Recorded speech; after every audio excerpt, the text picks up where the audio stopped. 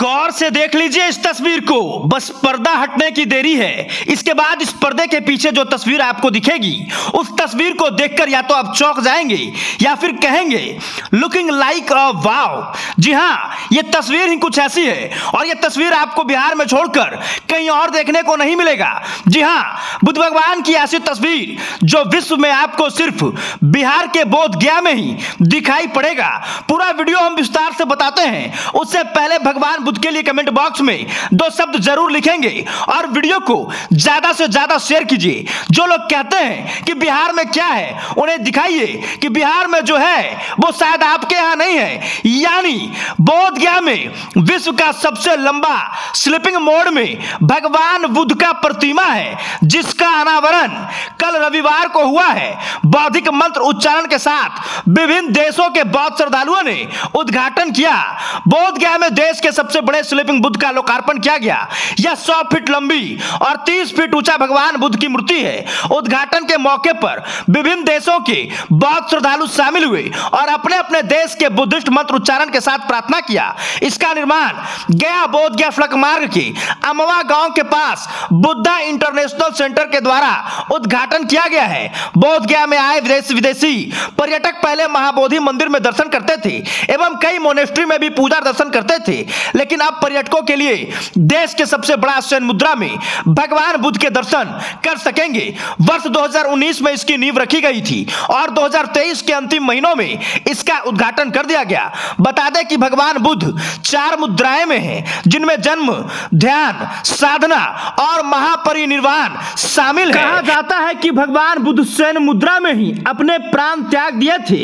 इसी को लेकर यह प्रतिमा बनाई गई है, जो कि काफी सुंदर है। अभी जो चीजें रील्स पर वायरल हो रही है, इंस्टाग्राम पर वायरल हो रही है, वो शब्द यहां सटीक बैठता है। तो लुकिंग लाइक अ वाव वाले शब्द को यहां कहने में कोई हर्ज नहीं। उद्घाटन के मौके पर आतिशबाजी भी की गई। इस मौके पर विभिन्न देशों के बौद्ध श्रद्धालु भी शामिल हुए। देखिए, अब बोधगया से भगवान बुद्ध का क्या रिश्ता है, इस बारे में थोड़ा विशेष हम बता देते हैं। बोधि वृक्ष के बारे में तो आपने सुना ही होगा, वही बोधि वृक्ष जहां भगवान बुद्ध को ज्ञान प्राप्त हुआ था।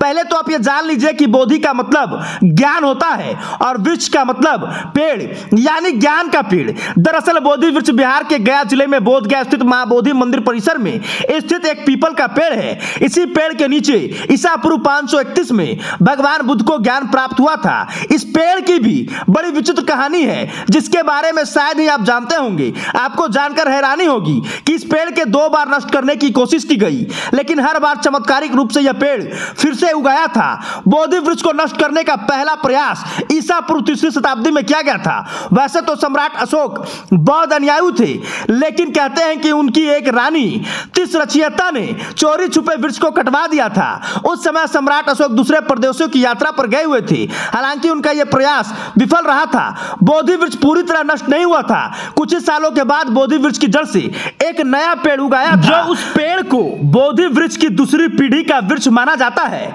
जो करीब 800 साल तक रहा था। दूसरी बार बोधि वृक्ष को नष्ट करने का प्रयास 7वीं शताब्दी में बंगाल के राजा शशांक ने किया था। कहा जाता है कि वह बौद्ध धर्म का कट्टर दुश्मन था। उसने बोधि वृक्ष को पूरी तरह नष्ट करने के लिए उसे जड़ से उखड़वाने को सोचा था, लेकिन जब वो इसमें असफल रहा तो उसने वृक्ष को कटवा दिया और उसकी जड़ों में आग लगवा दी। लेकिन यह चमत्कार ही था कि इसके बावजूद भी बोधि वृक्ष नष्ट नहीं हुआ और कुछ सालों के बाद उसकी जड़ से एक नया पेड़ निकला, जिसे तीसरी पीढ़ी का वृक्ष माना जाता है। यह वृक्ष करीब 1250 साल तक रहा था और अब सरकार जिस तरह से उस पेड़ का संरक्षण कर रही है, निश्चित तौर पर उसका बाल बांका भी नहीं किया जा सकता है।